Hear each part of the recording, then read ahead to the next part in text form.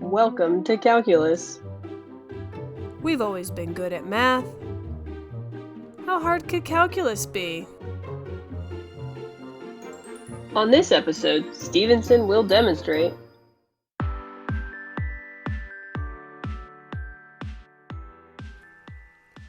Let's practice finding points of inflection using the second derivative.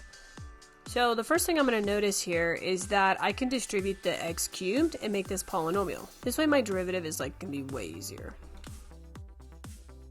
So we're going to find points of inflection here using the second derivative.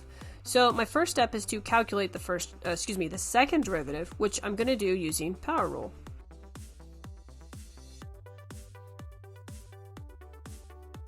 Now remember, we need to find our critical points of the second derivative to decide which ones are candidates for points of inflection. Now, when will the second derivative not exist? Well, I look at it and I realize it's a polynomial. Well, they exist everywhere, so this will never happen.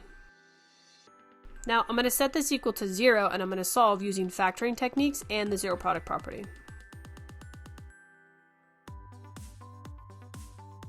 So I have two candidates here as possible points of inflection.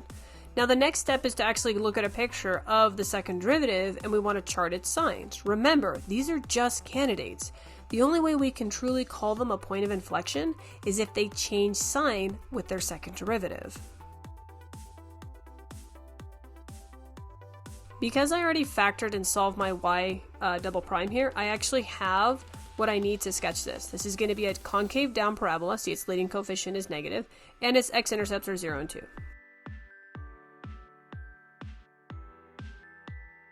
Now, I wasn't given a specific interval to look at here, so I'm assuming the entire domain of this function, which in this case, since it's polynomial, is going to be all real numbers.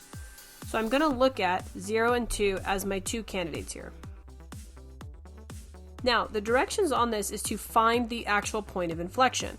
But I do need to analyze what the behavior of the graph of the second derivative is doing. So all I'm going to do here is chart a plus or a minus based on where this is, either above or below. So in the interval from -infinity to 0, I can see the graph is below the x-axis, therefore the sign of the second derivative is negative. On the interval from 0 to 2, I can see my graph is above the x-axis, therefore the sign of my second derivative is positive. And on the interval from 2 to positive infinity, my graph of my second derivative is below the x-axis, therefore its sign is negative. Now, at 0 and 2, did the sign of the second derivative change? Yes, it did. That means these are both points of inflection.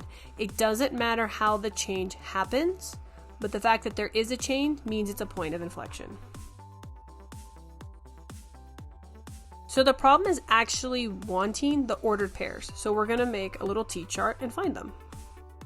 But remember, this is when it happens. We want to know what it is. So we need to plug this number 0 and 2 into the original function. So I'm going to do that work to the side.